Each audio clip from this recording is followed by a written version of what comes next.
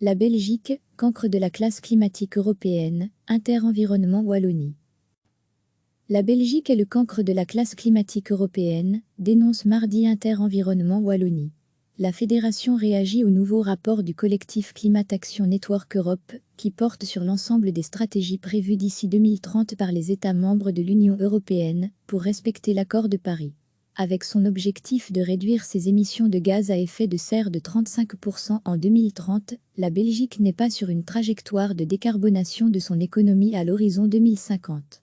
Cet objectif est pourtant nécessaire pour limiter l'augmentation de la température à plus 1,5 degrés Celsius, affirme Inter-Environnement Wallonie. En Belgique, le manque de coordination et d'intégration entre les régions et le fédéral demeure un problème. Mais il ne justifie pas tout.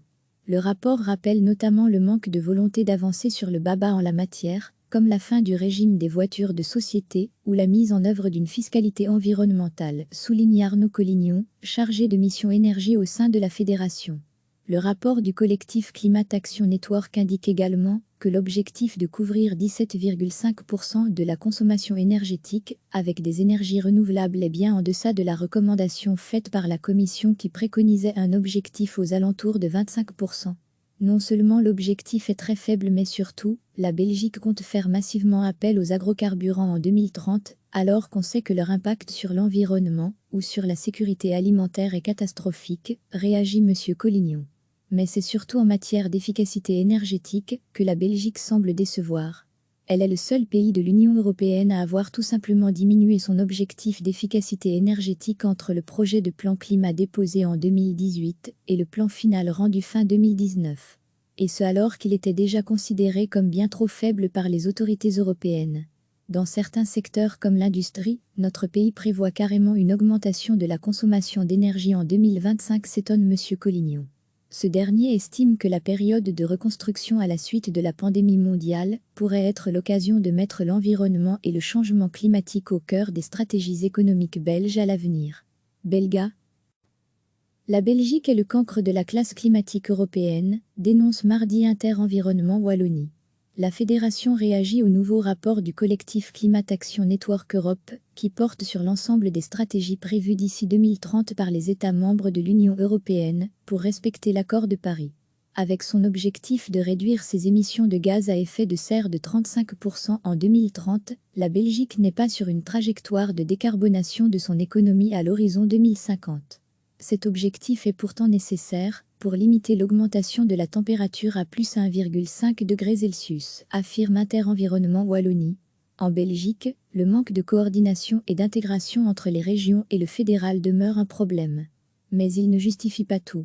Le rapport rappelle notamment le manque de volonté d'avancer sur le BABA en la matière, comme la fin du régime des voitures de société ou la mise en œuvre d'une fiscalité environnementale, souligne Arnaud Collignon, chargé de mission énergie au sein de la fédération. Le rapport du collectif Climate Action Network indique également que l'objectif de couvrir 17,5% de la consommation énergétique avec des énergies renouvelables est bien en deçà de la recommandation faite par la Commission qui préconisait un objectif aux alentours de 25%. Non seulement l'objectif est très faible mais surtout, la Belgique compte faire massivement appel aux agrocarburants en 2030, alors qu'on sait que leur impact sur l'environnement ou sur la sécurité alimentaire est catastrophique, réagit M. Collignon. Mais c'est surtout en matière d'efficacité énergétique que la Belgique semble décevoir. Elle est le seul pays de l'Union européenne à avoir tout simplement diminué son objectif d'efficacité énergétique entre le projet de plan climat déposé en 2018 et le plan final rendu fin 2019. Et ce alors qu'il était déjà considéré comme bien trop faible par les autorités européennes. Dans certains secteurs comme l'industrie, notre pays prévoit carrément une augmentation de la consommation d'énergie en 2025, s'étonne M. Collignon.